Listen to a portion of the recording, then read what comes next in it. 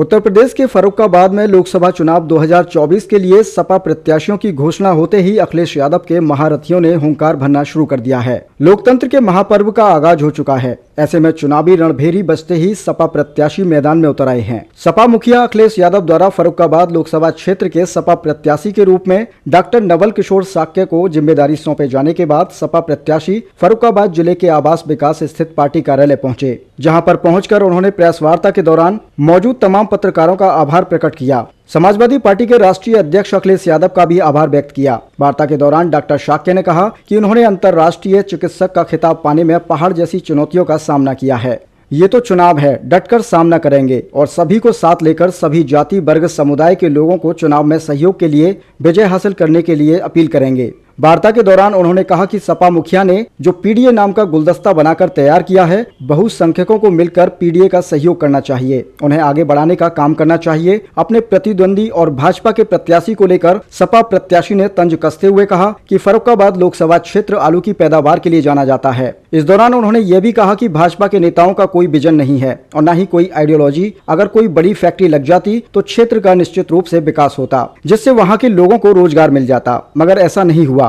उन्होंने कहा कि वह गरीब बच्चों की शिक्षा, हक और अधिकार, नौकरी, किसानों के मान सम्मान, महिलाओं और बच्चियों के हक और अधिकार के मुद्दों को लेकर जनता के बीच जा रहे हैं और समाजवादी पार्टी की नीतियों के बारे में बताते हुए लोगों के बीच जा रहे हैं। उन्होंने कहा कि कभी महापुरुषों द्वारा पीडीए को बल दिया जाता था, आज सपा अध्यक्ष अखिलेश यादव ने पीडीए को मजबूती देने का काम किया है, जिसके दम पर पूरे प्रदेश में बदलाव होगा।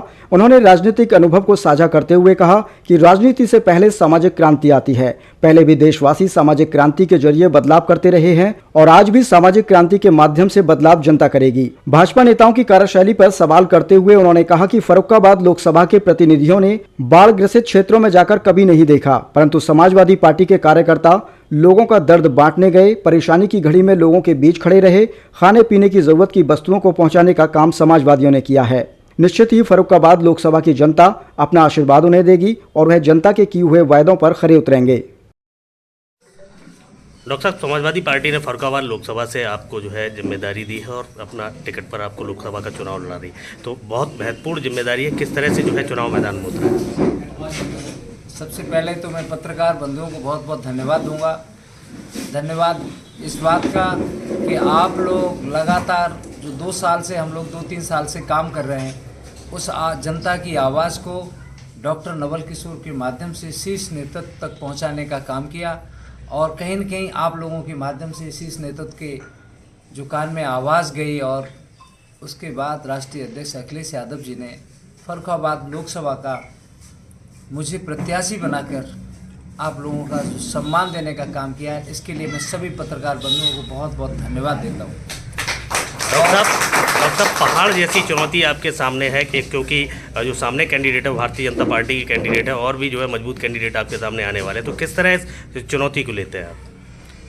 पहाड़ जैसी जो चुनौती आप बता रहे हैं, मैं पेशे से एक डॉक्टर हूँ और मैं अपना एक वो जीवन का एक लम्हा आपको बता रहा हूँ। जब मैंने MBBS किया और MBBS करने के बाद मैं MS कर रहा था और जैसे कि हम लोग हॉस्टल में सारे बच्चे उसका UPSC का फॉर्म भर देते हैं, तो UPSC के फॉर्म में UPSC की जब मैं परीक्षा देने गया और उस परीक्षा में सारे डॉक्टर्स थे, पूरे उत्तर प्रदेश के डॉक्टर्स, तो वहाँ की परीक्षा में मैंने प्रथम स्थान प्राप्त करने का काम किया।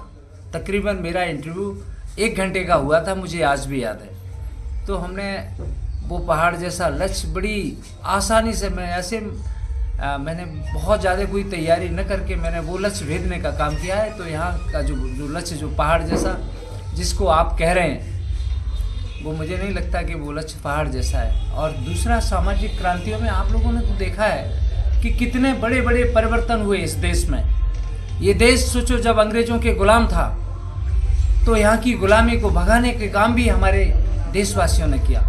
1973 की जो माहौल इस भारत देश में था, उस समय भी परिवर्तन करने का काम किया और अभी तो 10 साल नहीं हुए हैं। तो जब हम इतनी बड़ी बड़ी लड़ाइयाँ लड़ के इस देश में परिवर्तन हुआ है, तो इस समय भी परिवर्तन होने का काम होगा। समाजवादी कैंडिडेट के रूप में आप किन किन मुद्दों को लेकर जनता के बीच जा रहे हैं और क्या आप जो है जनता को संदेश दे रहे हैं? आज जो सबसे बड़ा मुद्दा है वो मुद्दा है शिक्षा का, गरीब बच्चों की नौकरी का, किसानों के उनके मान और सम्मान का, बहनों और बेटियां जो छोटी छोटी बच्ची हैं उनके हक और अधिकार का। ये सारे के सारे ऐसे मुद्दे हैं कि इन सारे मुद्दों पर आदरणीय राष्ट्रीय अध्यक्ष अखिलेश यादव जी ने, जो कभी महापुरुषों के द्वारा जो पीडीए दिया जाता था, और उस पीडीए को आज उत्तर प्रदेश में देख इतनी मजबूत ताकत बनाने का काम किया है कि पीडीए ही इस फर्रुखाबाद लोकसभा के साथ में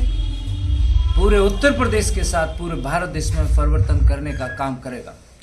देखिए डॉक्टर साहब, आपके सामने बीजेपी के कैंडिडेट जो 2 बार के एमपी है, उनसे आपकी फाइट मानी जा रही है, तो क्या लगता है कि राजनीति में आपका क्या अनुभव है और किस तरह से जो है आप चुनाव मैदान में उनसे जो है फाइट करेंगे?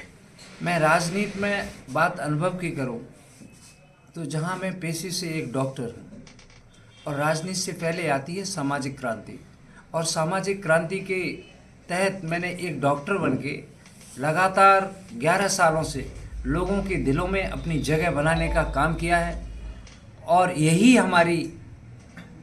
हमारी खूबी रहेगी इस लोकसभा के चुनाव में। और साथ ही जिनकी आप बात कर रहे हैं उनके लिए मैं बस ये कहना चाहूँगा, आपने उनको लोकसभा में कितने दिनों बोलते हुए देखा? सोचो, फर्रुखाबाद की जो धरती है वहाँ आलू का कितना बड़ा प्रोडक्शन है। जब आदमी का विजन ही नहीं होगा, आइडियोलॉजी नहीं होगी, तो विकास क्या करेगा? कि आलू के लिए मेडिसिनल कंपनियां लग सकती थी, तो सोचो कि आलू का कितनी कीमत हमारी बढ़ जाती।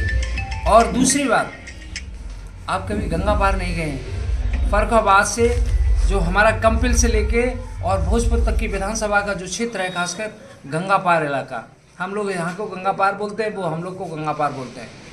और हम गंगा पार जब जाते हैं तो हमने पत्रकार साथियों वो भयानक दृश्य देखे।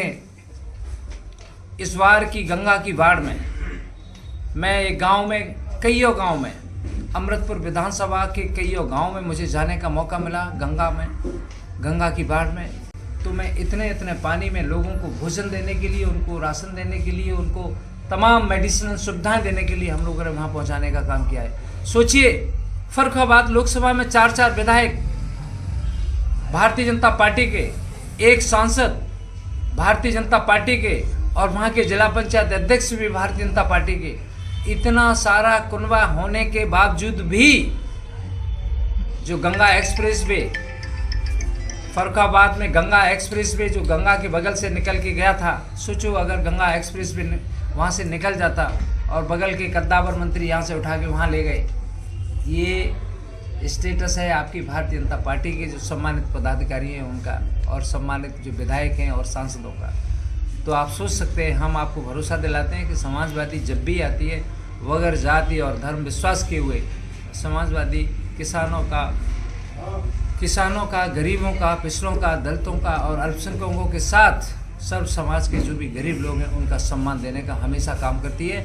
और भविष्य में भी आदरणीय राष्ट्रीय अध्यक्ष अखिलेश यादव जी द्वारा जो आज पीडीए का जो गुलदस्ता बनाया, सही मायने में ये पीडीए का कॉन्सेप्ट ये है कि पिछड़े, दलित और अल्पसंख्यक जो लोग हैं इनको तरक्की के रास्ते पर लाने के लिए बहुत संख्यक लोगों को इनकी मदद करनी चाहिए और पीडीए को आगे बढ़ाना चाहिए। हाल में ही अयोध्या में राम मंदिर का जो है प्राण प्रतिष्ठा हुई, क्या मानते हैं कि समाजवादी वोटर्स पर इसका कोई फर्क पड़ेगा? देखिए, मैं पहले ही कह चुका हूँ कि बड़े बड़े परिवर्तन यहाँ के लोगों ने देखे हैं, और खुद मंदिर के जो शंकराचार्य हैं उन्होंने प्राण प्रतिष्ठा का विरोध किया। आपका भी जब घर बनता है, जब पूर्ण घर बन जाता है, तभी हम लोग गृह प्रवेश करने का काम करते हैं। उस अधूरे मंदिर में जो गृह प्रवेश हुआ है और उस कार्यक्रम में शंकराचार्यों ने, जो हमारे आराध्य हैं, उन्होंने उस चीज़ का विरोध किया है। तो आप सोच सकते हो कि लोग कितने अब धीरे धीरे ये मंदिर और मस्जिद के मुद्दे से हटकर आज विकास के मुद्दे पर, और जहां राष्ट्रीय अध्यक्ष अखिलेश यादव जी द्वारा जो पीडीए का जो संगठन और गुलदस्ता बनाने का काम किया है, उसके मुद्दे पर आकर इस उत्तर प्रदेश के साथ पूरे भारत देश में राष्ट्रीय अध्यक्ष अखिलेश यादव जी को एक बहुत बड़ी शख्सियत के रूप में, इतनी बड़ी ताकत के रूप में हम लोग बनाने का काम करेंगे कि उनकी इच्छा के विरुद्ध इस भारत देश में कुछ भी नहीं होगा।